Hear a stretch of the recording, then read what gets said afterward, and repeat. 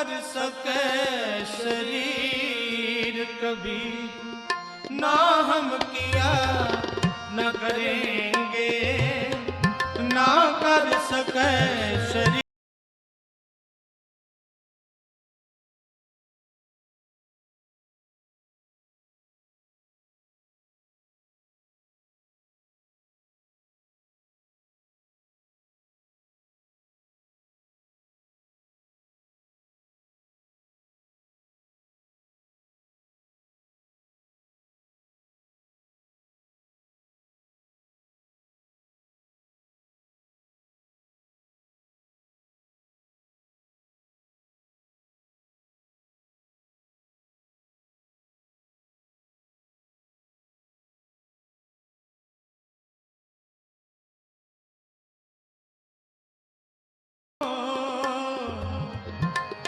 जत देखूं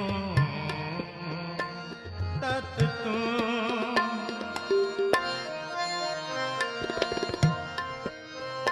कबीर तू तू करता तू।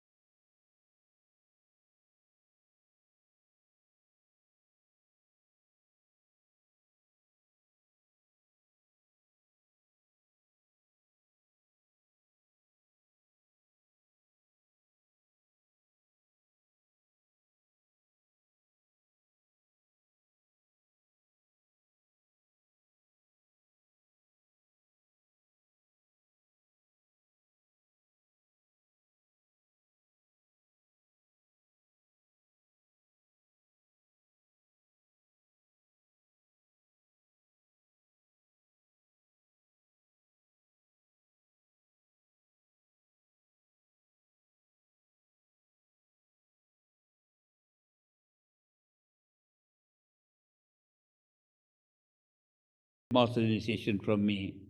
I'll be with you forever. Will never leave you.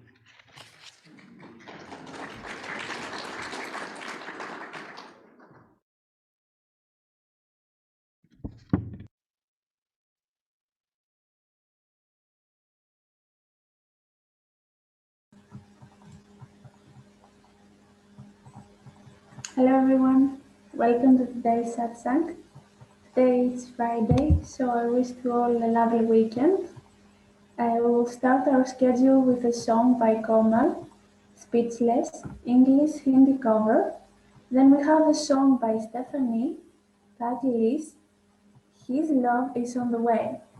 We will continue with a talk by Michael and a talk by Dr. Chant, and the topic is Spirituality and Quantum Physics. We will meditate for 5 minutes and then we will watch Master's video on YouTube. Finally, we will all meditate together with love and devotion. Thank you so much. We can start.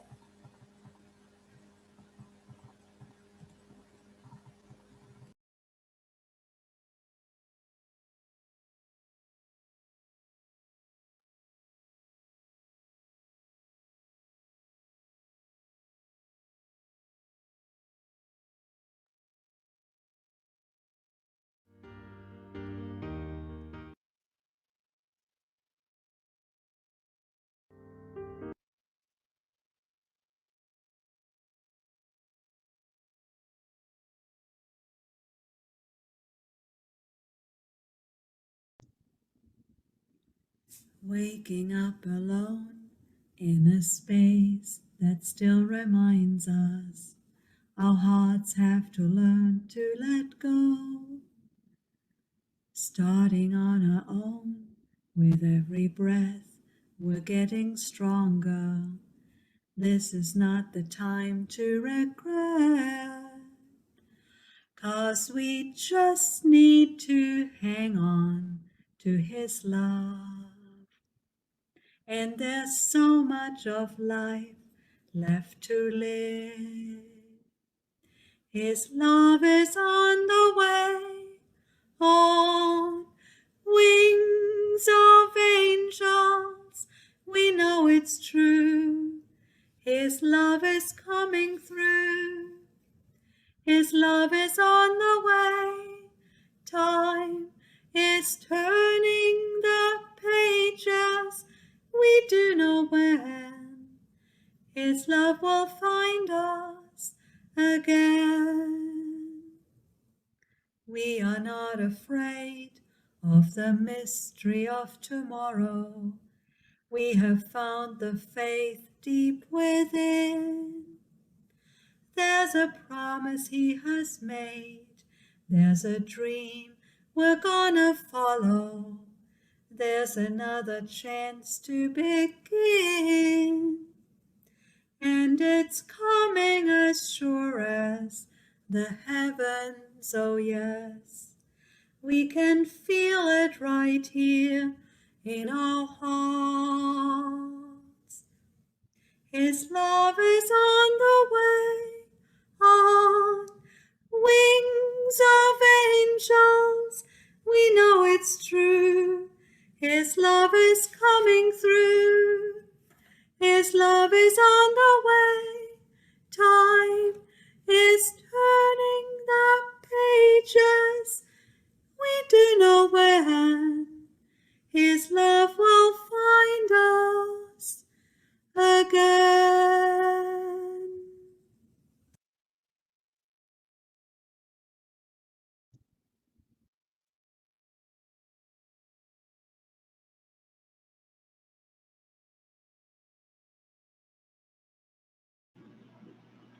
Good morning, my holy family.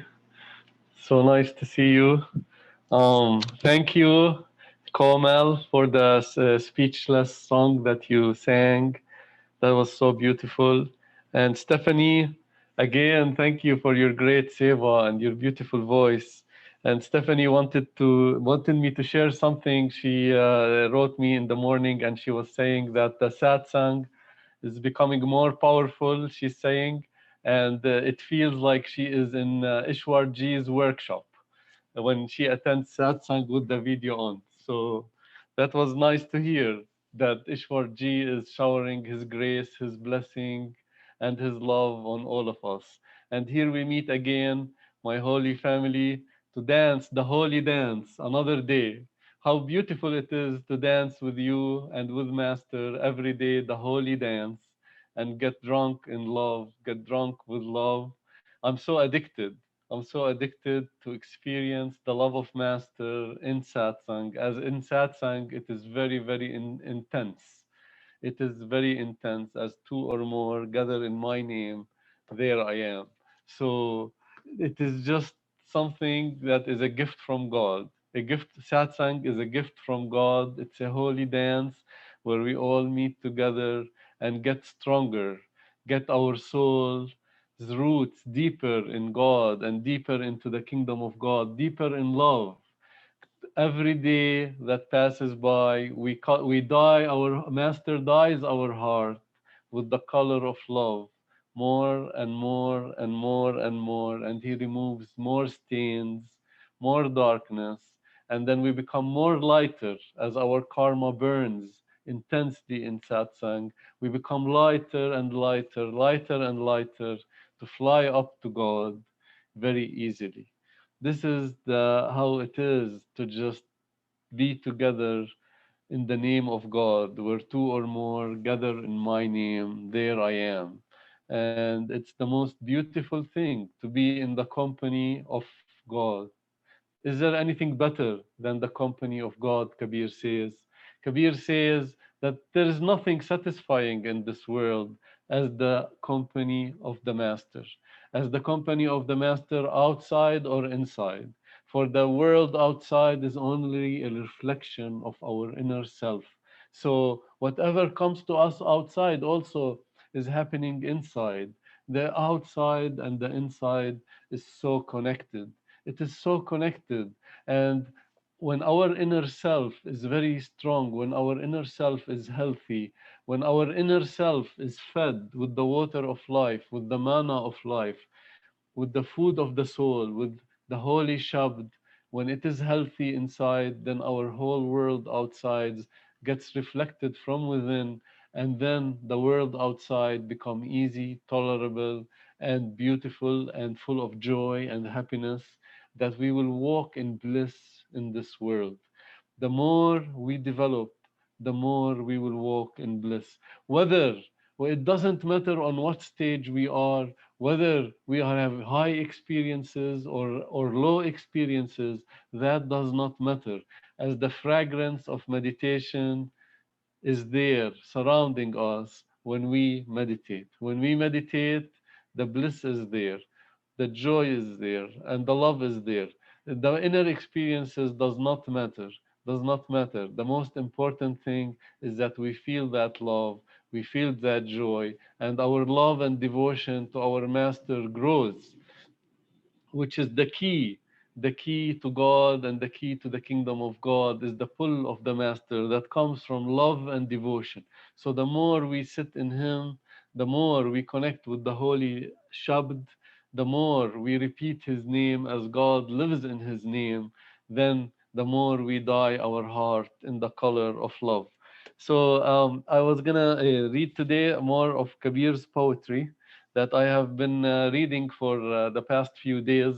Now I think we're on episode 6, but if you missed, please listen again, because those satsangs were very charged with the love of Ishwar ji and the love of Saint Kabir, and they were very, very rich with that spiritual, deep truth poetry, the wisdom of the saints that cannot be had in this world, that only the ones who have attained nirvana, who have attained oneness, who have merged their soul with the supreme soul and became one, and gave us this information right from the highest spiritual plane, from God and from the kingdom of God. Their words are so precious, full of wisdom. And if we just repeat them, listen to them, and enjoy them, they take a seat in our heart, as these words are living words. They are living words vibrating with the love of God, with the love of Master, with the love of the kingdom of God, and they start to vibrate deep in our heart. The words of Master, they will start to vibrate deep in our heart, and they will change our vibration and make it the same as the vibration of God. Slowly, slowly, we will become more subtle, more beautiful. Our heart will become more white, and more godly light is added on us. And we, as they say, God is the subtle of all the subtles. He's the most subtle. The most subtle is God. That vibration, that music of the soul that comes from the kingdom of God, the Shabd, the Guru, the Shabd. That is the subtle of all subtles. And out of that subtleness, the gross material came. That the subtle created the gross. And our way backwards from the gross material plane, from the physical body, we have to traverse backwards towards and become more subtle and more subtle and more subtle. The more subtle we become, then the more deeper inward we are going, and deeper inward is our true home, the kingdom of God. And at some point we will become so subtle that we will be accepted there, that the doorway of the kingdom of God will be open to us, and the floodgates of bliss, ecstasy, and mercy will open up and flood us completely, and we will be swimming in God's grace. We will be swimming in God's grace day and night. And the saints say that that swimming in God's grace day and night, being in the ocean of love 24/7, and being in this world, bringing that ocean of love outward from within us to this world is the most beautiful thing that the saints and masters talk about. That we will become true ones. We will not become fake ones. We will not just read books and tell the people, but we will experience everything from within us. We will have, the saints say, 1 ounce of practice is worth tons of theory. And once we practice the holy, once we have an experience of the holy light inside of us, the holy sound, the inner master with his radiant form, then our words will become very powerful. Our words will not go from one ear and the other ear like the priests, the sheikhs, and the yogis and the rishis, those who have. Kabir says, he in this poetry that I'm going to read today, Kabir speaks about the sheikh and about the priest and about the yogi who dyes his garment with red, but yet his mind is not pure. And Kabir says, what good is that? What good does that have to do? And he's also talking about people. We go through many steps in our spiritual development, and in some of his poetry, he's talking about the people who hurt their body, thinking that if they hurt their outer body, doing very, very austere practices of not eating or sitting on fire or going in cold water, that they will please God. And Kabir says God is not pleased that way, that God is only pleased with people who are kind, with people who have love, who see all animals as one and who look at all people as one. He's only pleased with those who repeat his name and are connected with the Shabd, and those who have established kindness as a foundation in their life. Kindness, compassion, and love, and detachment. To live detached in this world as the lotus is above the flower and above the water and does not get wet with the water. She always is above the water. This is the same way Kabir says that God is only pleased with those who live in love and who are detached, who within their worldly karma, they look at it in a passive way. What is looking at it in a passive way? That is mean not getting entangled. That we start to look at it as a show.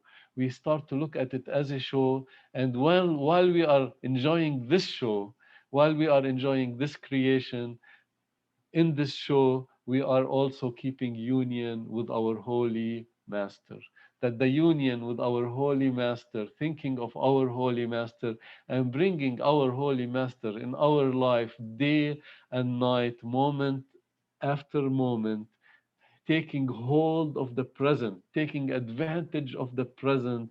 As I said yesterday, forgetting the past and forgetting the future, but taking advantage, taking full advantage of the present to add love to our soul. And what happens in the present when we think of Master?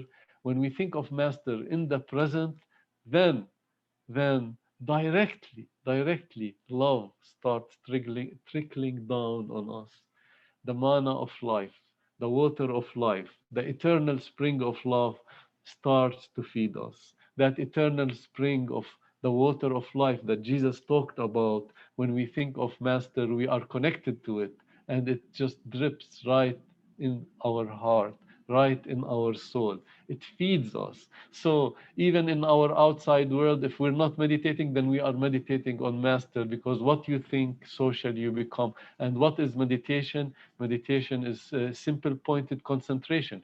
We are concentrating on our Master, and when we concentrate on our Master, then we are meditating. And slowly, like Kabir says, that he became his master, that he has emptied himself from himself, and himself has gone, and only the master is there.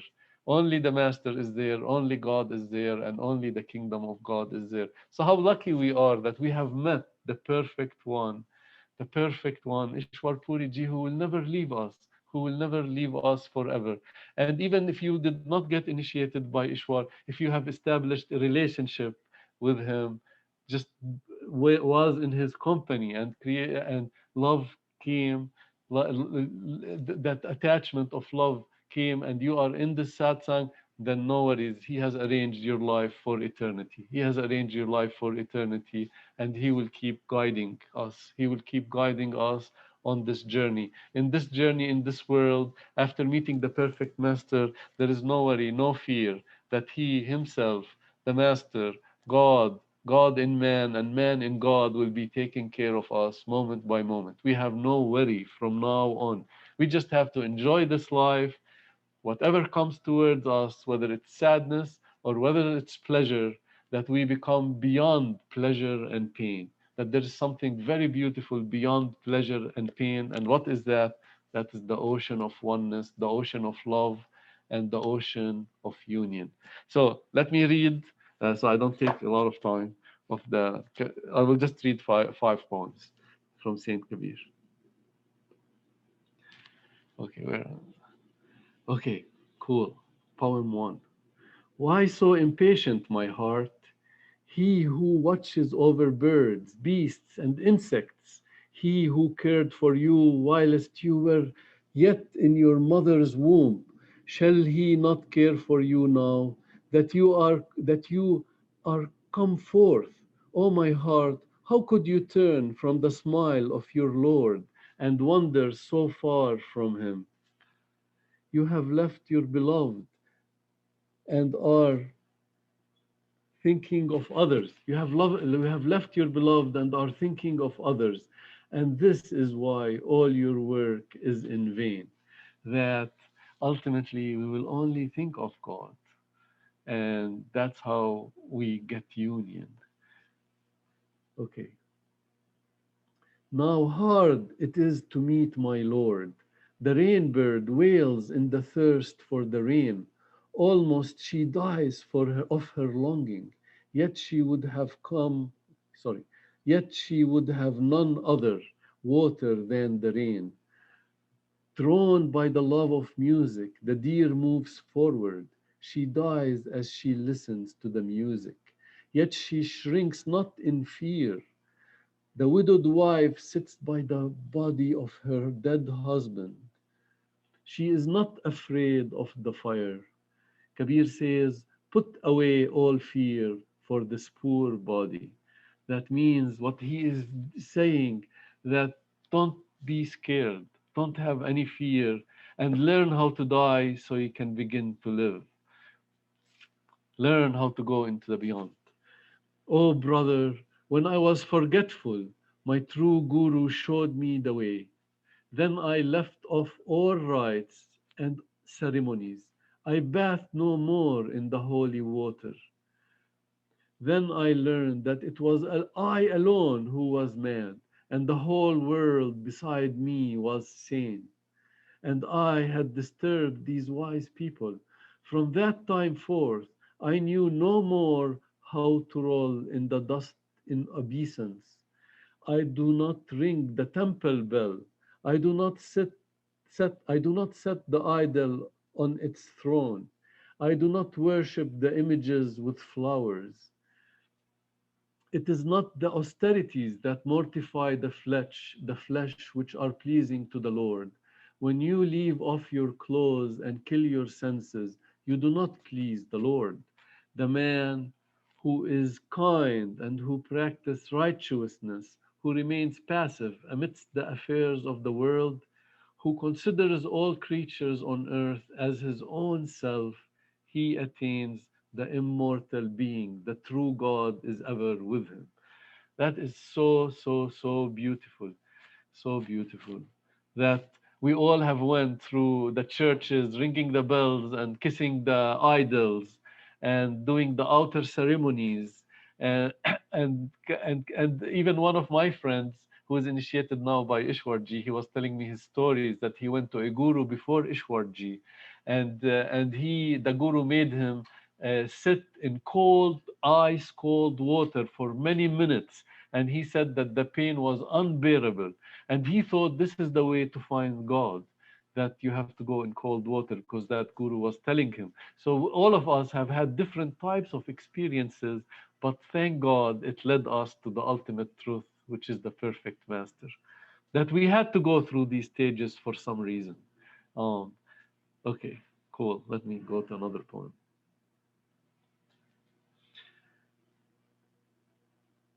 Kabir says, he attains the true name whose words are pure and who is free from pride and conceit.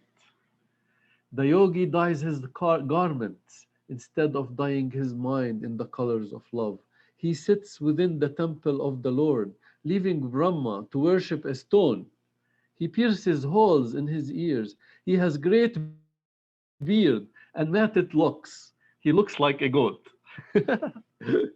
I love I love the sense of humor of Kabir. He looks like a goat. He goes forth into the wilderness, killing all his desires, and turns himself into a eunuch.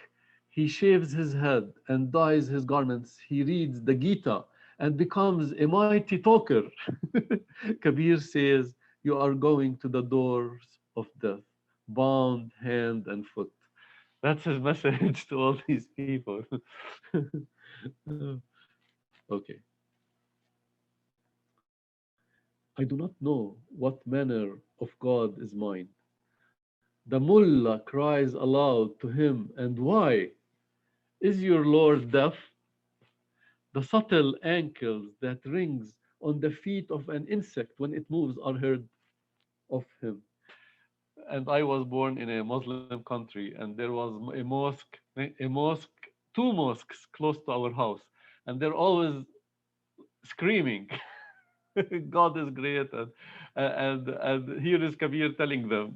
Kabir is telling all these people, and he's saying, he is saying, the mullah cries aloud to him, and why is your Lord deaf? That God is not deaf. Why are you screaming so loud and disturbing the whole creation? Okay.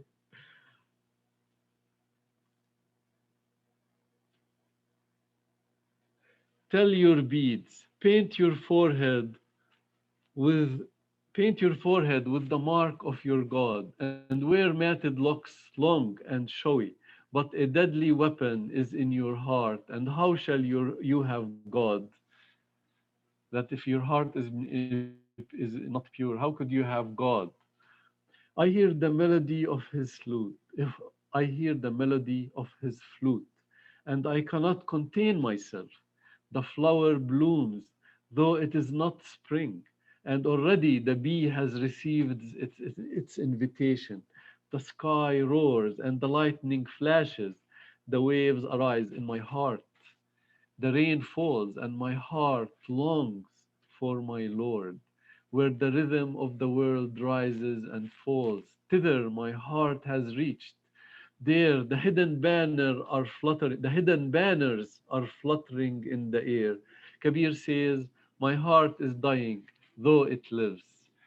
What Kabir is talking here, he's describing the inner regions, that it is not spring yet, but he's seeing the flowers. It is not night, but the moon is there inside of us, that we can experience day and night and the spring, no matter what season it is, just by going inside. When Baba Sawan Singh was once in the hospital, and he was saying, it was nighttime, and he was saying, do you see, the doctor was talking to him, and he was saying, wow, do you see that beautiful sun rising? And the doctors next to him were saying, oh, Baba Sawan Singh is hallucinating. He's talking about the sun rising, and it is the night time. But what he was talking about the inner sun that is available to all of us who are connected with the perfect living master, because he has opened our inner eye, and we can see the light of God in the forms of suns and moons and stars and indescribable things. Okay, one more point. If God be within the mosque, then to whom does the world belong? If Rama be within the image which you find upon your pilgrim, then who is there to know what happens without? Hari is in the east, Allah is in the west. Look within your heart, for there you will find both Kareem and Ram. All the men and women of the world are his living forms. Kabir is the child of Allah and of Ram. He is my guru, he is my pir. So he's saying that God is in everyone, in Allah and in Ram, and he's my guru, and pir means a Muslim teacher, like a sheikh. So this is the poetry of today. I hope you enjoyed it. I did my best. And I welcome my very dear Dr. Chand, who we miss every week. We miss his words and we miss his wisdom. Welcome, Dr. Chand. Thank you very much, Michael. Thank you very much. You are talking Kabir nowadays. It's wonderful. And today I have to talk on spirituality and the quantum physics. Now, in science, there is the science people been saying that material created consciousness. And the saints have said that consciousness created material. So this is where is the difference. So now, as we see this, Dr. Stephen Hawking's explanation from Big Bang to black hole. So how the whole creation started and how this quantum field, which we got to understand the quantum physics, because most of us want to understand that how the creation came up, which I have talked in some of my talks. But today we will talk that how really the first atom came up and how this Higgs boson, the Higgs field, which is really, we are trying to understand the quantum field, which is operating the whole cosmos, Now there is the laws talk about inertia, mass and acceleration, and every action has got an equal and opposite reaction. These are some basics of the physics. That inertia, of course, tells you the energy, and then mass and acceleration, how that energy had created the mass by, now, like proton, neutron, and electrons, they get together, and then once there is a mass of more of these hydrogen atoms, then it creates a mass, hydrogen and helium fused together, creates a huge mass. And this particular mass, it had got the ability to attract, It has got those gravitational magnetic fields. Now, if you look at the whole cosmos, how it started about 13.7 billion years ago. The creation started, they call it Big Bang theory.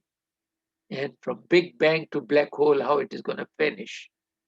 So Dr. Stephen Hawking says, as the saints have said, he says that out of nothing the universe is made and is going to finish into nothing. Now look, how beautiful is this? And if you really would like to understand the science behind, is so clear that out of nothing the universe is made and is going to finish into nothing. So how non-material created the material and how the first atom came up, it's really amazing to understand the modern science in the light of spirituality. That how that entity, which was one and alone in bliss, it became from one to many. And now this one to many is omniscient, omnipresent, and this is an energy. This can do anything. And the science proves that part through the physics. What it proves? That the particle behaves intelligently. So, a double slit experiment, you can see that the same particle which was being fired from a slit is going back, forming a pattern. But say if you put two slits, then the particle divides itself into two and passes through that. So this is how the science explained that the particle behaves intelligently. And what we say in Santmat, which has to be understood that way, that the creation is an intelligent design. And how you, as a creator, because all of us are creators, and once the Almighty became from one to many, and the reason was to love. In my earlier talks, I explained this, that he was one and alone, and in this stride of place, he felt like loving. And to love, the being of light vibrated, and then he became from one to many. So our essence is that love. We've been loving him, he's been loving us. Then one out of us wanted to make a time-bound material creation. That is how Sant Mat explains this part. Even the scriptures say, Ekam Bahusham, Kun Faya Kun. Now this is how it became from one to many. Now understanding the energy which is not visible that way, because science could not go beyond mind and material. So they are still trying to work out, but gradually things are becoming so clear to them that there is something beyond, because they are now understanding that the particle behaves intelligently. And how it behaves intelligently, that's what is an intriguing thing for all the scientists to work on. Now, gradually, all this will happen. All the scientists will understand Sant Mat. That's why I'm so sure that at the ringside seat of Ishwar Puri ji, to see that how the West starts understanding Sant Mat through science. It's something wonderful. There are many speakers in West now, in America, in Germany, and other places. So all the scientists are working on it and trying to understand this quantum physics, and how the whole laws of nature were created. Now, something wonderful is there to understand, that it is that Shabad, because we call it as particle and wave. Particle is that light, particle of light, and the wave, which is Shabad. So particle and wave theory completely explains that part. Surat Shabad Yog means that how we are all particle of light and connected to our source through the Shabad. So now how this Shabad, which is a frequency, how the other day Prempalji been explaining the levels of sound, different kinds of sounds at each level, and how these sounds are creating things, as it is said that Shabde Dharti, Shabde Akash, Shabad Shabad, Bhaya Prakash. Now the whole creation is made out of this Shabad, and Bible very nicely explains the word was made flesh. Now understanding this deeply, that how these frequencies, the Shabad, is now further segregating things, and each sound, each vibration, the whole cosmos is full with various kinds of frequencies. And you can imagine a sound starts here, and then it starts vibrating, and new sounds keep on emerging out of that, which you listen at different levels of our meditation. We know this part. Very nicely it has been explained. Now, my point is that these sounds are creating further the whole creation, and the quantum physics. The physics has to be understood, that these are all frequencies, my dear. It is very, very clear now. The science is now opening up, and that's why some of the top scientists I could see, some top scientists, because I'm connected with the academies of sciences. I've been to Russia many, many times. And some of those scientists came here at my mother's place and they were initiated. One out of them was Oscar Kaibishev. He's a Jewish person. And once he came here and he was initiated, and it was something very strange, happening with him. He started having very good meditation experiences. Another group from Russia came with me since I used to visit there. So they came here and they got initiated. They're all people from metallurgical sciences, how the elements are put together and how new alloys are made. So the daughter of one of the top scientists came along with them, and she was initiated by my mother because she wanted to get initiated. Now, this girl, of course, from a scientist family and working in metallurgy, and when she went home, she was somewhere uh, in Chelyabinsk is the name of the city, which produces 29 million tons of steel, single city. Now, this girl they had a dacha, they call it, a farmhouse near the lake. And this girl will always sit on the top of a roof, it's a small little house and a flat roof on it. And whenever there is a sunshine, in those good weather, she'll sit on the roof and start meditating because she learned it. She was getting a lot of interest in meditation. But something strange happened. The people around, they were all Muslims, and they started telling what this girl is doing. It is bad. She should not meditate, or she has changed her religion or whatnot. So things started happening that way. But then instead of sitting on the roof, then she started sitting in the room instead of that. So I'm just telling that how people oppose, even being in science, they still oppose these kind of things till the time they have their own experiences. So the spirituality is experiential. So even the science could talk about it, that how these elements, which are again created by various kinds of frequencies. As I explained that how two suns, in the beginning, there was hydrogen. And I explained in physics that Higgs boson has got the ability to attract. We are all particles of light. So Higgs is also a particle.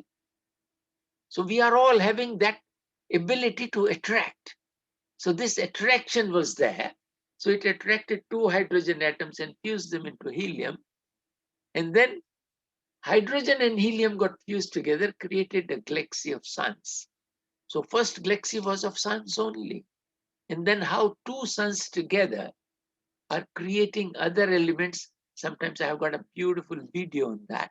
I show it occasionally. So the sun, through certain, once it is condensed into a pulsar, then it is revolving 700 times per second on its axis and emitting gamma rays, millions of degrees of temperature, and burning the revolving sun around it to create other elements. The ionized material is created. Again, it is being done by certain frequencies. These frequencies are again connected with the Shabad. They are originating from there. As Bible also says, the word was made flesh. So how that word has got those abilities to create, it can change things, As I explained in quantum physics, I would like to say that my earth, which got formed, it was revolving 6 hourly. Another molten body comes and hits my earth. So it slowed down to 23 hours, 56 minutes and few seconds, approximately 24 hours. Then it tilted, by that impact of the crash, of another molten body. And whatever flew in the sky became the moon, which is going around my earth. Now here I would like to say this is an intelligent design, and that frequency, those sounds, they change the course of this molten body which hit the earth. Now, how beautifully the intelligent design, I would like to say the absolute intelligence and a capable force, how it designed the whole cosmos for us. Now, this quantum field, the quantum physics, which has created the whole cosmos, and how it has created, very simple. It has created through those shabad, through those sounds, and even your body, each component of my body has got a specific frequency. It is again that frequency which is working in each of my organ. Each organ is separately designed, and it is cured by certain frequencies. Now, something wonderful is there to understand this quantum field, the physics, if we can really understand that, how spirituality is connected. How spirituality, it means the consciousness created the material. This is what everybody can understand, I think. Nobody will have an objection to this part, that material did not create the consciousness. It is the consciousness which created the material. 100 and odd elements, and this is how you live. Now you can see your communication, the universal mind, which is, keeping all those bodies, the floating material bodies of the whole sky together, and they're running. The whole cosmos is a living entity. I was discussing with some scientists here. One of them said that, Chand, how can you say this, that this first single cell has come up, and this is how, without any life, a life can create a life, That's what the scientist was trying to tell me. Then immediately I had to say the whole cosmos is a living entity. It is moving, my dear. It's living. It has got a floating material bodies, the body of the cosmos, and the universal mind we explain. And this universal mind, through gravitational magnetic forces, they're running the whole cosmos, and it is being energized by particle and wave theory in the modern physics. Now, this is what that energy, that started as a particle of light, that noor, that light in Bible, noor in Quran, ek noor te sab jag upjo in Gurbani, and in Indian scriptures it is light and sound. So we as light and sound, started the whole cosmos. And this Shabad is percolating from all those areas, from the universal mind to each atom. And if you see that atom, that there is it is moving, it's living entity, because the universal mind is operating the Kal, as we explained this, that Kal created time-bound material creation. So one out of us created this whole cosmos, energized by the absolute. So from Alak Agam Anam, that area, that Sachkhand, where we are one, the whole energy at the center of the cosmos, and then it expands everywhere. So this energy is energizing each and everything through vibrations, through frequencies. Even the universal mind has got those frequencies. As you see the telephones in your hands, the internet, they're all through the cosmos. So 2G, 3G, 6G internet is all being operated by these frequencies. Now you can imagine that this particular area, if you can connect, that this is how the Shabad created everything. So these frequencies, which we are engrossed with, rather, that frequency, even from a single cell, it graduated to the ground of Krishna, the human body. Now I explained that how in mother's womb, that zygote cell, again vibrating, it has got all that information, RNA and DNA, in that small little cell, my dear. It has got the huge, The whole human body is in that cell, which you can't even see in the mother's womb. And that cell is becoming from one to many again. God is operating there. Now this field, as you want to understand the physics of the whole cosmos, so the whole cosmos is living, and that living can create something living. Once this point came up, all the scientists got stunned. Well, something living can produce living.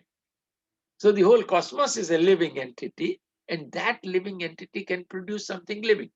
So one single cell, then becoming from one to many, then double cell organism, multi-cell organism, gradually going through 0.84 million species, 8.4 million species.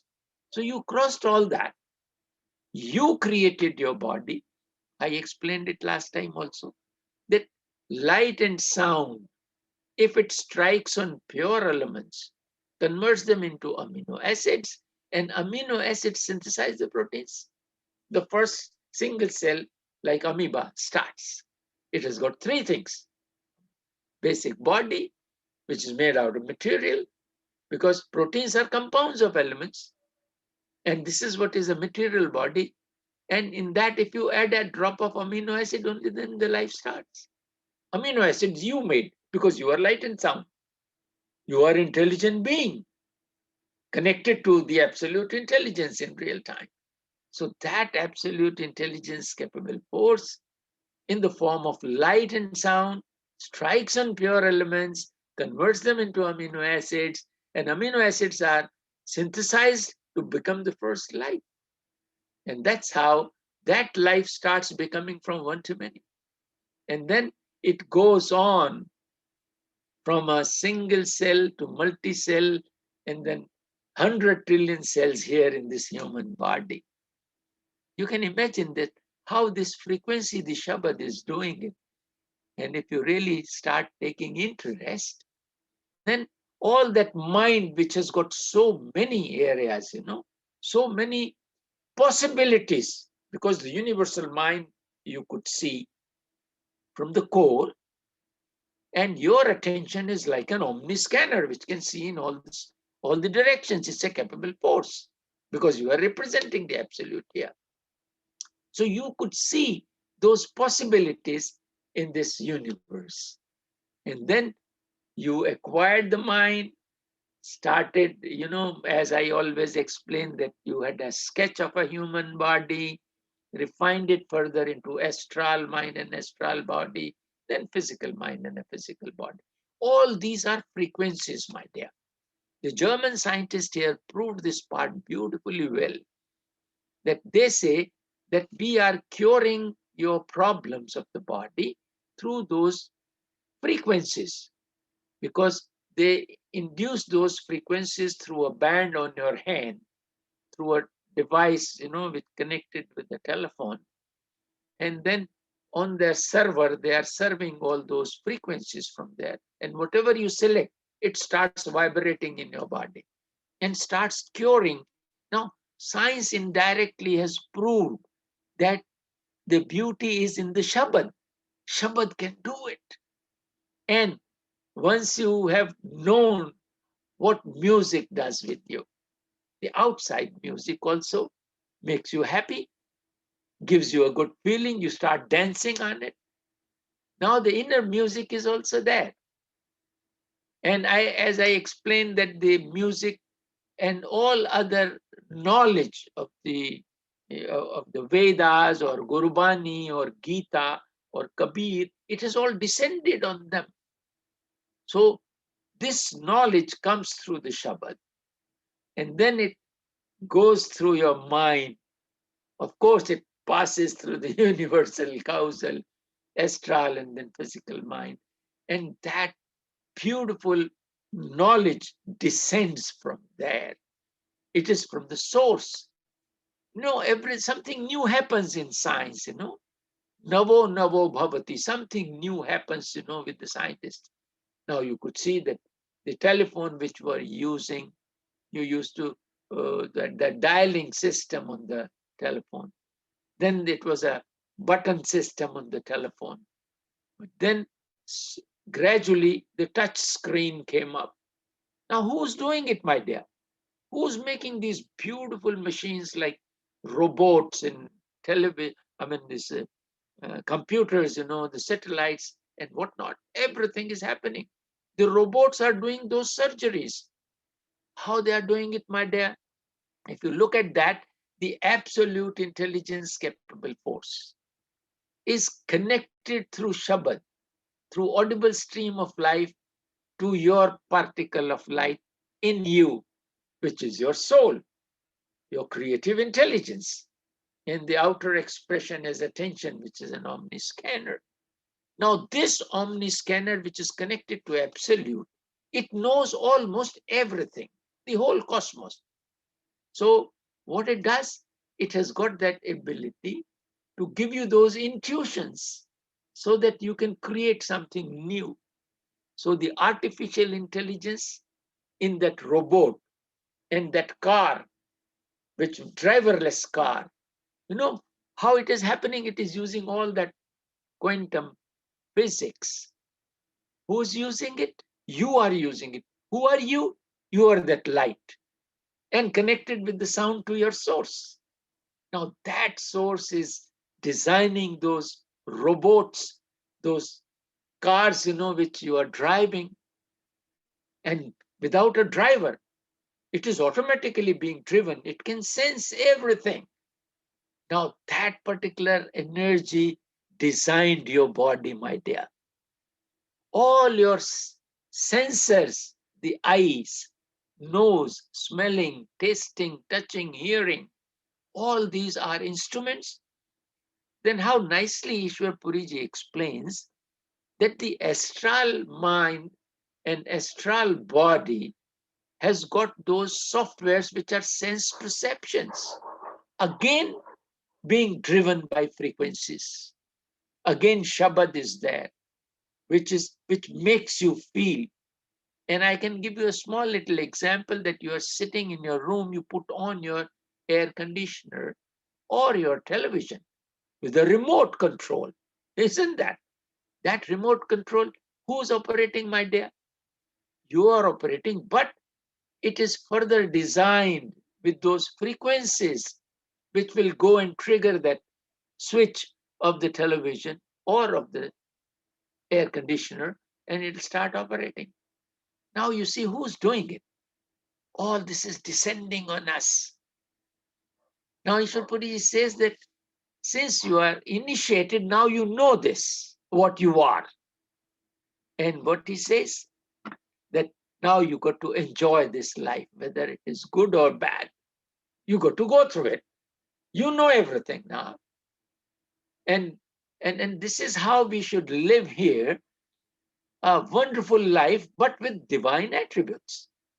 As I say, that the body deals with hunger, clothes, housing, vanities of the world, sex and sleep. The mind deals with information and laws of nature. Every action has got an equal and opposite reaction. So those areas, which is lust, anger, ego, attachment, deceit, fears, and worries, these are not sustainable.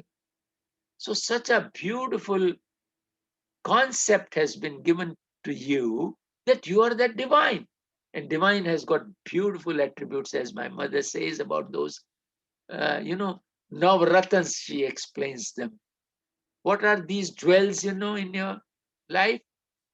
Love, compassion, mercy, wisdom, humility, patience, state-of-art planning and its execution ability. Let us face as it comes.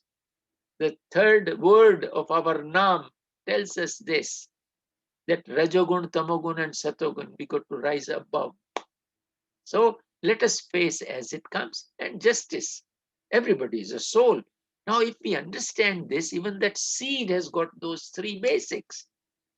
A material body, it has got a mind. Mind means whether it is of a mango or a wheat or a gram. It has got all those laws of nature embedded in it and the information system in it. Plus the soul of the seed, which is the creator, so intelligent. As I explained, that as soon as, if you put it in the dry sand, it won't germinate. As soon as the rain comes, the creative intelligence which is connected to its source through the Shabad triggers life into it. Multitasking, my dear. So many tentacles will start going into the ground. The bud will start rising towards the sun. It already knew how to use solar energy. I've been repeating it. Now, this is what has to be understood, that how you are the one. And as you ascend from your physical part to the astral and then causal and then to the universal and then to the Sachkhand area. Now, finally, you have been told by Ishwar Puriji that you are the one. And it is the totality, you know, the totality of consciousness. And you are representing that part. And finally, you will find that you are that. Aham Brahmasmi was the area where some of the saints and Rishi Muni yogis came up, and it had an ego in that. But the Sant Mat explained it through humility. Now, I would like to again come back to the point that the physics is part, how spirituality created this field, all the physical laws, laws of nature and information system, which are frequencies, and the same frequencies created the material. So you are the one who did all this. And as he says that you made your own DVDs, you decided, you took a plunge that if one out of you can create all this, the call, then you wanted to show something better, that you can do something better than the call, because you are all creators, part of that, because you are representing the absolute. So you could use all those areas, whatever systems, the laws of nature and information system, you used it as your mind, and then you use the material to create something wonderful. Every time you do something new. And in our scriptures, it is said, Navo Navo Bhavati. Every time something new you will create. So, my dear, thank you very much, Michael. I have done my time. And if time permits, I can talk more, or you can play the master here, whatever you like. Whatever you like, Dr. Chani, you can choose. Okay. So I think I'm summing it up now, that you are the creator. Each one of us is a creator, you know. And if we realize this, that we have done all that part, we have acquired the mind, we created the body. So we created this causal mind and causal body as a sketch. Then we created this astral mind and astral body as a blueprint, having all those sense perceptions in that, and then created the sensors here, as you have got those CCTV cameras. And then what really happens, those cameras is an instrument. So something like that is your eye. But then the software, which really knows that part, is in your astral mind, which Ishwar Puriji explains as sense perceptions. And who's the sensor? Your attention is a single sensor of all the senses in your body. Now, understanding this part is so precise, my dear, that your attention is a single sensor of all the senses in your body. The same attention is seeing through the eyes. It is listening through the ears, smelling, tasting, touching, etc. It is one. And if you can really understand this, this will change your life. That you are the one. And all these senses, and you are the sensor. And that sensor is single sensor. That is what is your attention. And that single sensor did almost everything. So understanding Sant Mat this way, through physics and chemistry, because you have created all this.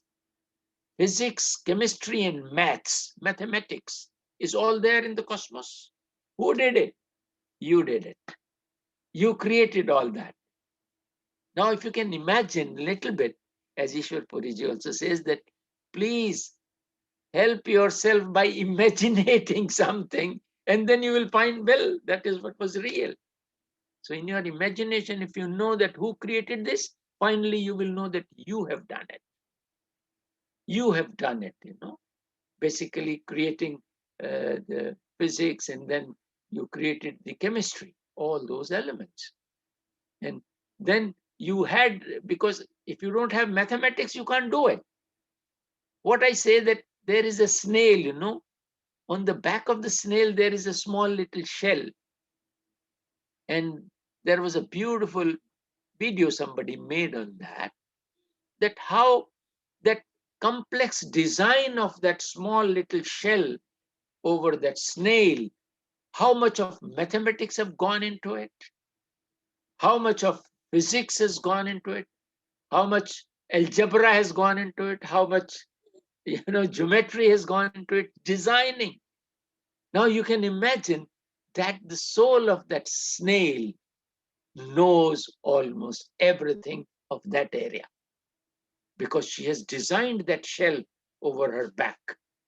And how precise it is.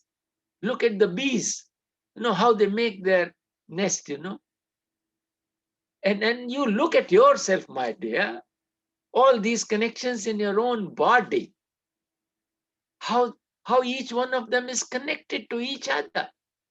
Each cell, if there is a pin pricking somewhere, the cell which gets hurt, it informs the next cell. And the information travels through that to your head, to your brain, and the command comes through to the other hand to feel that and to take out that pin out of your body. Now you can imagine such a wonderful system. And this particular brain has got so many neurons. It's all full of it. Now this is something, I call it charisma. This is something magical. And that is what has been done. By whom? By you. Who are you? You are representing the absolute. Finally, if you start rising above, you will find that you are that. So every human being, if he knows this, then his behavior will change, my dear. This is what Sant Mat has to do. And this particular knowledge has to be spread like anything, so that everybody knows that the areas of the mind are not sustainable, those attributes, and sustainable are the attributes of your soul, which can bring heaven on this earth instead of hell, which is now all those people, so many of them. Time and again, I request all of you to start telling your children about this. And we are working on that education system. And I think soon things will happen, because now this COVID period again is game of the Kal. Again, karma theory is playing here. Now we, as satsangis of Sant Mat, we got to do it, that we got to deliver this knowledge to the whole world. It's so easy, understandable, I tell you. The way we are trying to develop these 32 classes for each year, from primary to the higher education. Once a week class of 45 minutes can empower the children like that, it will be something wonderful. So I will request VP Singh ji, I can see him on the screen, and thank you very much. And Singh Saab, we should join hands to now do it, because COVID period is getting over. Now let us storm the UN to explain them the right to enlightenment, duty to get enlightened. And in UNESCO, we must push in for our education, for curriculum, international curriculum on human values, ethics, skills, habits, and wisdom development program. Because this wisdom is there. Please say something. We will be meeting very soon, within 3-4 days. Number one, I want you to throw more light on attention. Please do that. I request you to share a little bit more. You said attention is everything, which is connected with all the 5 sense organs. Yes. The source of attention is? Source of attention is absolute intelligence and a capable force that energizes the whole cosmos, which knows everything. So we name it as all-knowing, all-pervading, which is everywhere. Now, this all-knowing, omniscient capability, this force is there, and that is the connection of the soul, the attention to its source through wave, through Shabad, through audible stream of life. You are connected to your source. So that's what is attention, like an omniscanner. It can see and act in all the directions. It's a capable force. So how it has forgotten its real form? It has not forgotten, my dear. No, it has. Okay. It never forgets. But Okay. you are rather giving your attention knowingly to your mind. You give the command to your mind. So what is happening? The body needs are ruling your mind, and body and mind together are ruling your soul, which is your attention. Now, this is what you are knowingly giving it to them. Please use it. Mera juta, mera sir, means that you use me the way you feel like. So the wisdom is that the attention has to use mind and body, whereas body and mind are using you. So if we can reverse this process, that allow those intuitions to rule your mind and body, we should develop that technique, which is so simple. Ishwar Puriji talked about it. I also explained this part, that if we get connected in meditation, then the intuitions start flowing in. And once those intuitions come, they are all with divine attributes.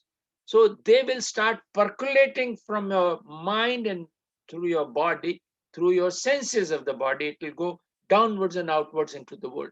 So all those beautiful attributes of divine will flow from a person, as that love which was flowing through Ishwar Puriji, which was flowing through Kabir, through Guru Nanak, and all those people, all those divine attributes, without any hindrance of the mind, they were just flowing out of you. So if we can really open the floodgates for it to come without getting biased, because the mind is creating doubts. You know this part. Ishwar Puriji explained it many, many times, that the mind is creating doubts. And that particular thinking area, which gives you new opportunities, that you can do this, you can do that. So egos come in. And if you understand this, you are not the one. Even Michael was reading today about Kabir, that particular Shabad in the beginning was showing that we are nothing. It is he who is doing it. Now, if we realize this part, that the Absolute is running this system, it is energizing it all, why allow the mind to contaminate? As I say, the language comes from there. I give that example also. The language is coming, and as soon as the soul hands over the language, the beautiful divine language, to the mind, and mind ignores it because mind was never told. Now the beauty is here again. Singh Sahib, I like to explain you this part. Michael also, please be attentive here. Mind is information based. If you have taught someone French language, he knows only that. If you have told someone Chinese language, he knows that. Now, if you have made somebody as an engineer, he knows only that. A doctor knows only as a doctor, but you never told the mind that there is divinity in you. Now, if we can explain this to each one of us, that before we speak, we must consult that divinity, what we are going to speak. Or we should, any action we are going to do, is it based on the attributes of my body or attributes of my mind?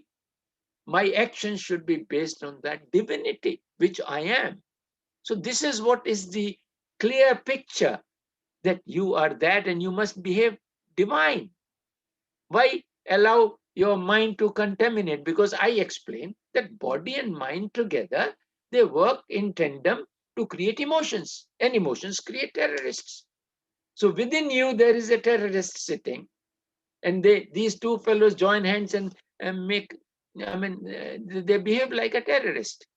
Now, if you give this command to the Absolute, it will take care of both of them, because the quality of the soul is love.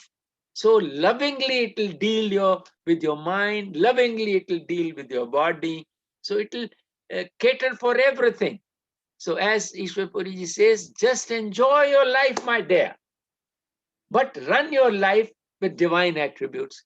So even in Gita, there is that line, they say yogastha karmani, means whatever karma you are doing karmas, you should be connected with your source. Yoga means you get connected with your source. Then you do that karma. And in the next line says, karmasu kaushalam, with the skills of divine, not with the skills of mind or body. So now if you can know this, that you are divine, so I think we will all start working for others. If we are working for self, we are like animals, Then we are working for ourselves. Say that seed is not producing for itself. That mango tree is not producing mangoes for itself. It is for others. Now, if this is taught to the children, everybody will start working for others, and the heaven will be here. And because we will be all working for all others, and all others will be working for all others. So we are also covered, So we will have our needs fulfilled. Even with all this knowledge to the top people, politicians, like the military people, if you reduce 10% of the military expenses, everybody is a rich person in this world. Only by reducing 10% of the defense budget, everybody will have a house, everybody will have food. And that's how the peace will prevail. So I hope we must work on it. And I'll send that. We have recently created that concept note for the Prime Minister here and for the Education Minister. And Akanksha ji has developed that after listening to the satsangs and all. And something wonderful is happening. So I think, Singh Saab, this is the time now we must work, because I'm already 79. Anytime something can happen. So we must complete our work here. Thank you very much. Thank you, Michael. Thanks. Thank you, Dr. Chand. That was so powerful and so beautiful and so amazing. Beautiful knowledge. We love your words. We love your company. And thank you, Master, for bringing Dr. Chand to us. So now let's do maybe 1 or 2 minutes of meditation, and I'll can play Master for 15 minutes or so. Thank you very much. Thanks. Thanks. Thanks.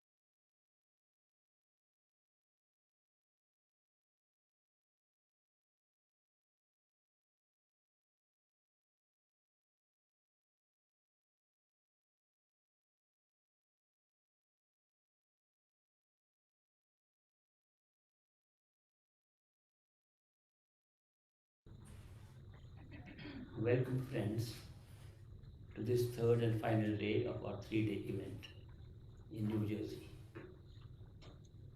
I'm very happy to see all of you here.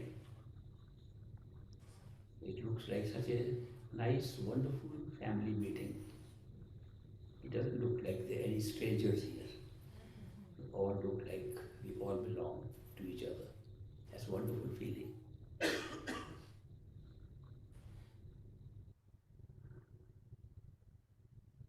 I mentioned to you yesterday that we have complicated our spiritual path by putting too much intellect into it. The spiritual path is very simple. It's just a matter of using our attention. Just instead of putting attention outward on this physical universe, we have to put our attention on ourselves. No matter what we think is ourself. But this self should be beyond any temporary covering that we have on ourselves. Right now we know that the physical body is very temporary. Nobody has lived in this physical body forever. Masters have come, great masters have come. As I was saying, that nobody has lived in this physical body forever. Masters have come, great saints have come. My own great master came. They all left their physical body. Nobody has survived in only clothing that they are wearing, which is like a physical body that they are wearing. It's temporary wearing. Therefore, if we want to put attention on ourselves, it should not be on the covering upon ourselves. It should be upon ourselves. When we look at ourselves, even if we are in the body, and we say, what are we if we are not in the body? Where are we if we are not in the body? Where are we thinking from? Where are we asking this question from? When we ask these questions from ourselves, we find out that we are talking from inside. We're looking outside through the eyes, and we are connecting with the world, mostly with our vision, by looking outside through the eyes. And it appears that the thinking process, everything is happening in our brain, inside our head, not any other part of our body. Therefore, it is not difficult to know that you are really operating in the wakeful state from the point behind the eyes, which we call the third eye center. Some people think we are operating from the heart. That is not true at all. You can feel the heart is below you. You can just check where are you as conscious beings, not in the heart. Heart is an important center of energy because the blood flows from there, circulates throughout the body and sustains us. But that does not mean our attention is flowing from the heart. It is only in a way of saying head and heart. Head and heart did not really mean the literal head or the literal heart. It meant that which feels and that which thinks. These were two different things. So what felt was called heart, and what thought or thinking was called head. These just terms used for that. So people sometimes mistake that the heart center of energy is our center of existence, which is not true at all. But it does become center of existence when we are not awake. This idea that we are always behind the eyes is not correct. In the physical body, our focal point, our center of consciousness shifts from place to place. Only when we are awake, we see with these eyes, then we are behind the eyes. When we are not awake, we are not behind the eyes. We shift our position. The actual position is, if you are not awake, you can keep your eyes open, you won't see. Whether you are under anesthesia, which shifts your conscious center, or you are in sleeping state, it shifts. When we sleep at night, the very fact that we think we are here begins to shift downwards. It actually goes downwards. And when we have dreams, our center, which is right now behind the eyes, moves down to the throat. It goes that further down. You can check this out tonight if you like. When you are feeling very sleepy and want to go to sleep, you try to touch your eyes. In the wakeful state, with your eyes closed, You can raise your hands and know where the eyes are. Any number of times you can touch your eyes. When you are sleepy, try to touch your eyes, you touch your nose, and you think you're touching your eyes, which means that your center from where consciousness is operating itself is moving downwards. In dream state, we don't remember our wakeful state, therefore we cannot touch. There are some yogic practices in which you can retain the consciousness that you are still in the body but dreaming. During that state, when you want to touch your eyes, you actually touch your throat. This center is a center for dreaming. So this life force, our consciousness, is operating in the body, but it appears that the center from where it radiates our attention keeps on shifting. It's only in the wakeful state that we are really operating from the third eye center behind the eyes. That is why if you want to do meditation to discover yourself, it is best to do it in the wakeful state when you are fully awake. If you are sleepy, do not meditate till you wake up. Take a shower, cold shower. When you're fully awake, then you meditate. So this is something that was learned by some of the old masters whom I had a chance to meet. And they said, we did not realize, we thought even when we go to sleep halfway, our meditation can continue. Simran can continue by habit. The mind can be habituated to keep on repeating words, and that can continue even in sleep. But the attention, the placing of attention inside you can only be done when you are fully awake.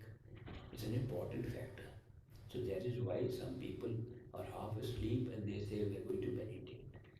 Many of them say, can we meditate while we are lying down? Of course you can, if you can remain awake while you are lying down. But the tendency to sleep is much more when you lie down than when you are sitting upright.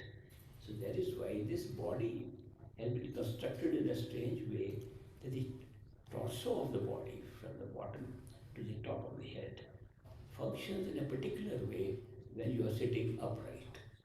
You sit in upright, the structure of the body is such, the spinal cord is in such a shape.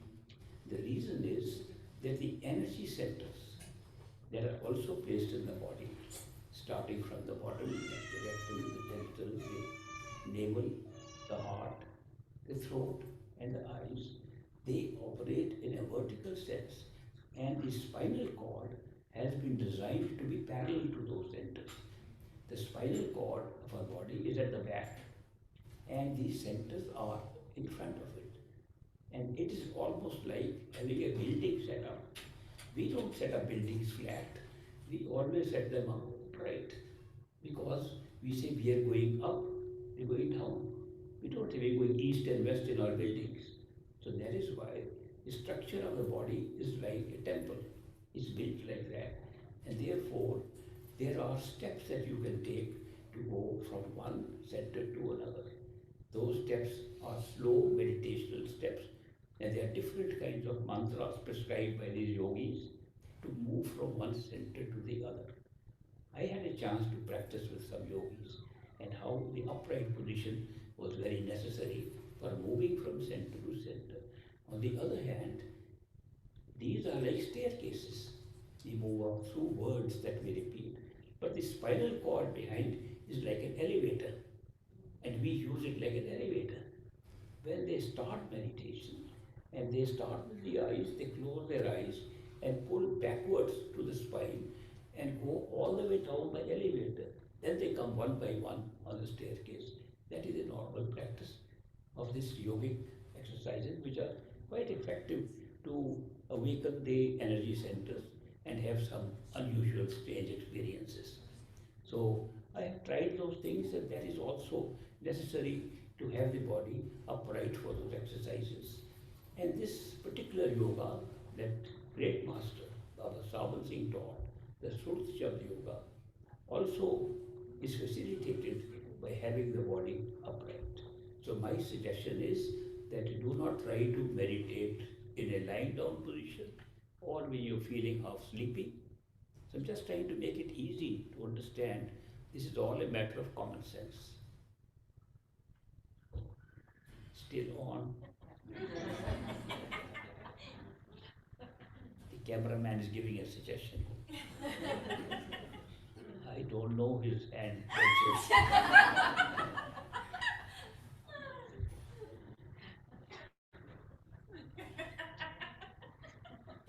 Okay. This is just a comic relief in the middle. When we have a serious subject we discuss, we have a comic relief. Sometimes I tell jokes. Especially famous has become Jonathan's joke. Shall I tell you now? That will be a big comic relief on the middle of my discussion about meditation. His joke is about parrots. I have heard many jokes about parrots. The first one I heard was a very sensible one, and it made sense to me and appealed to me. And that was that there was a merchant who used to do import and export. He used to export textiles and things from India into Africa, and used to bring cashew nuts and other things from Africa back to India. In one of his visits to Africa, he went to a jungle where there were a lot of parrots flying. He liked those parrots, they were so beautiful birds, so he decided to take one back home. So he bought one of the parrots, bought a cage, and put the parrot in the cage and brought back home. In India, parrots like certain kind of food. We call them mirch and churi. Mirch is chilies. They like bitter chili, they like very sharp chilies. And they also like churi, which is just a mixture of wheat and some fats and so on. Put some sweet in it, and they love that. These are two favorite foods of the parrots. If you have a parrot as a pet, you would know that. I haven't had a parrot, except that once I was talking in Cambridge, in Boston, when I was studying in the university there, and I happened to say, I am not really the speaker, I am like a parrot. That I merely repeat what great master had said. So I am like a parrot. One man was so impressed with that statement that he sent me a parrot for my birthday in a cage. I told him I don't know how to take care of the parrot. He says, okay, I will show you parrots which are better taken care of. He took me to Florida, and in Florida there was a parrot jungle, a small little artificially made place where they were training parrots to do various tricks. One parrot was trying to ride a bicycle, one parrot was trying to do other tricks, topsy-turvy tricks and so on. And I was walking ahead of that group of people, and my wife was with me, some friends of hers, they were left behind. I was a little fast in walking, and I saw a parrot which spoke like a human voice. Most parrots have a quacky voice, you know. But this one was saying, what's the hurry? I stopped. What's the hurry? And I began to laugh, and the parrot began to laugh with his head thrown up. And those people caught up with me and saw the parrot laughing and me laughing. They got sure I was a parrot. But to come back to the story of the Indian merchant who bought a parrot, and he trained the parrot. And the parrot used to enjoy that churi and that chilies. And after a year, when the merchant was going back to Africa on his next visit, he asked his parrot, do you have any message to send to your friends back home?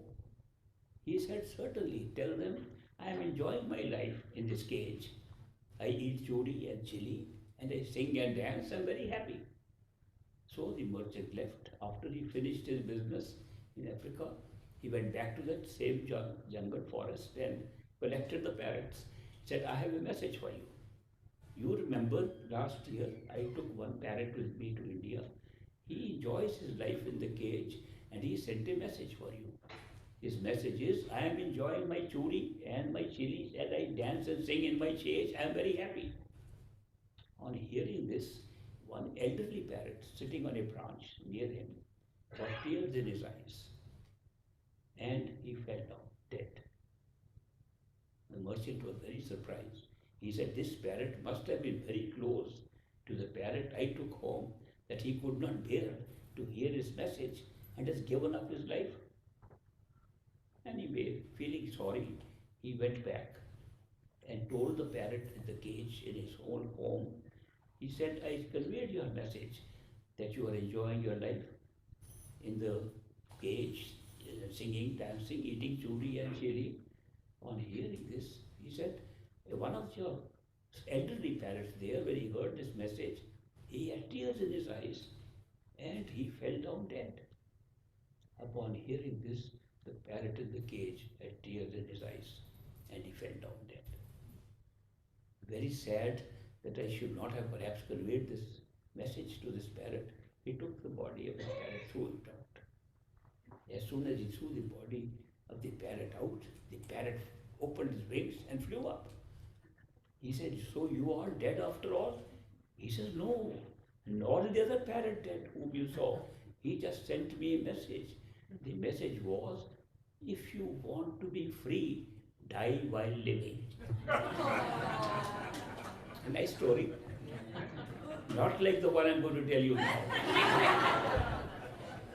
The other story is about a church pastor who had two parrots, and he trained them to sing nice hymns, and he gave them beads in their hands so they would move with the beads and say nice verses. So it was a very nice atmosphere. One of his parishioners came to him. He said, what a nice thing you have done, that the parrots are always singing nice words, holy words, and creates a very nice ambience and very nice atmosphere around. And the pastor said, you can also have parrots. They can be trained to say anything. So you can go and buy two parrots and you also give them beads and they train them and they will also start speaking whatever word you train them. So this man went to the pet shop and he bought two parrots and brought them home. And when he opened the cage, he found out they were two female parrots. And as soon as he opened the cage, they said, we are hookers, you want to have a good time? He was shocked what kind of parrots he had brought. He went and told the pastor, I made a mistake. These my parrots are saying things like this. The pastor said, parrots only speak what they are trained. Maybe the previous owner taught the parrot to say these words. You can retrain them. In fact, he said, I can lend you my own parrots, and when your parrots will see my parrots playing on the beads in their hands and saying holy words, they will also learn how to play with beads and say holy words. So he brought the pastor's parrots home and he opened them. Then he opened his own parrots there, and of course his parrots, the two female parrots, they said, we are hookers, you want to have a good time? On that, the male parrots of the pastor, one looked at the other and he said, throw away your beads, our prayers have been answered. That's Jonathan. Credit has to be given to Jonathan. To come back to the most important thing I was talking about, that to make meditation effective, people are meditating without it being effective. I feel very sad when I see that. People are meditating almost like a ritual, almost like a religious ceremony. But then what have we gained if we merely have shifted our daily ritual from going to church on Sundays, going to temple on Tuesdays, going to the mosque on Fridays, and then come back and start doing similar things and call it meditation? That is not the purpose of getting initiated or doing meditation. The purpose of meditation is to personally explore, to personally investigate. Who are we? What is our reality? And where is our reality? If we are in the body sitting somewhere, because our consciousness is operating from the body, is everything within the consciousness that is operating in the body. This requires a serious interest in investigating who we are. If we are still involved in the same way in our worldly activities, and we think instead of doing some worship, instead of doing prayer, we should do meditation, we are not making use of this great opportunity. So therefore, if we have got such a great opportunity to investigate during our lifetime, while we are here, then we should meditate effectively. The effective meditation means that you put all your attention in the wakeful state, in an alert state, not in a sleepy state, alert state. If you are not alert, be alert. Have a walk, have a shower. There was a successor of great master in the Dera. He was a professor of agriculture, Sardar Bahadur Jagat Singh. And I went and stayed with him once, out of curiosity. My father sent me, go and learn something from that great saint. He's like a saint. And I found he was very particular to have a quick shower, be absolutely alert, exercise if necessary. When he's completely alert, then he could meditate.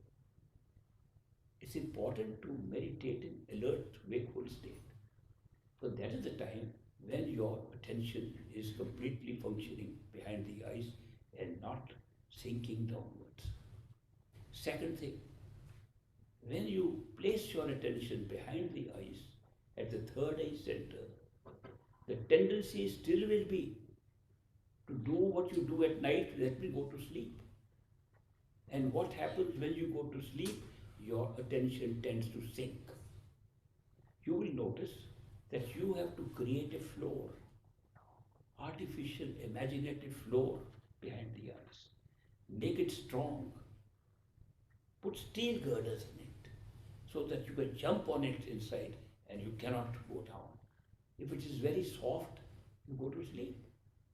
Telling you a very practical tip.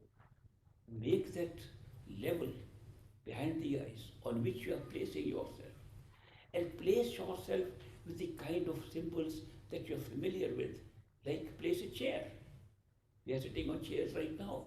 We can place a chair there. Place a cushion. Some of them are sitting on the floor. Sit on the floor, cross-legged. Make it as realistic as possible, the way we do outside, to which we are used to. Sit there comfortably. No stress. No tension on the eyes or on the head. Once we say we are behind the eyes, we have to concentrate on being there. Look what is around. The darkness.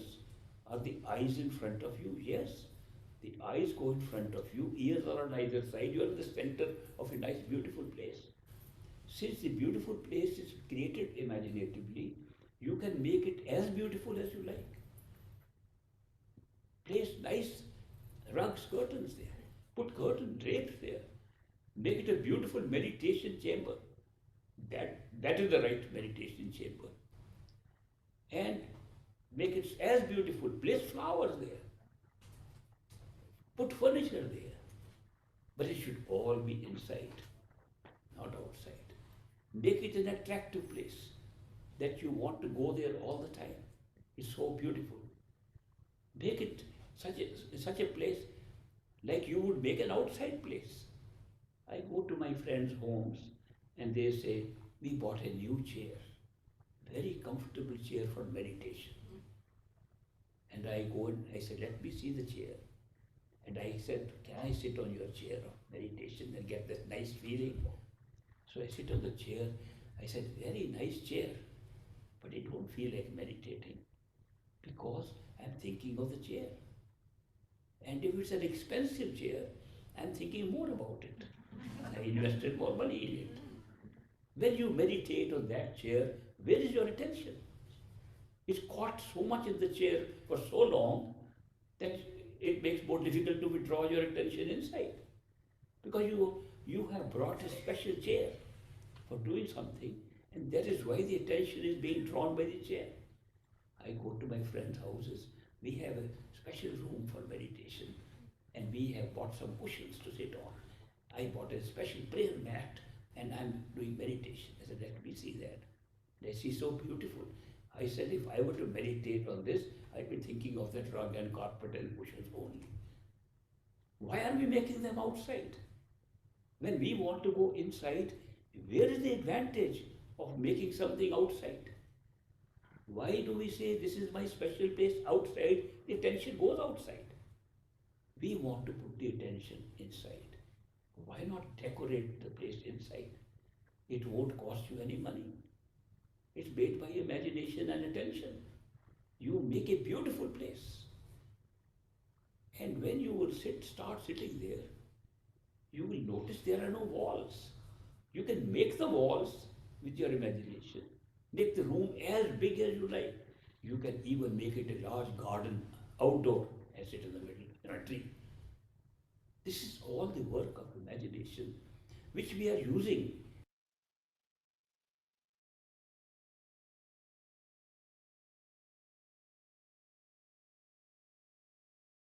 Let's try today meditation behind the eyes with love and devotion, where you visualize your beloved and you express your love to the beloved in the best way you can and see the results of it.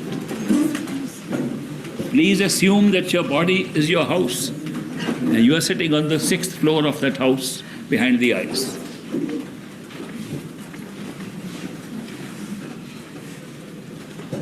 First, establish yourself in the meditation chamber behind the eyes, then visualize your beloved, then start any kind of meditation you want, including Simran, listening to the sound, or conversation with the Master.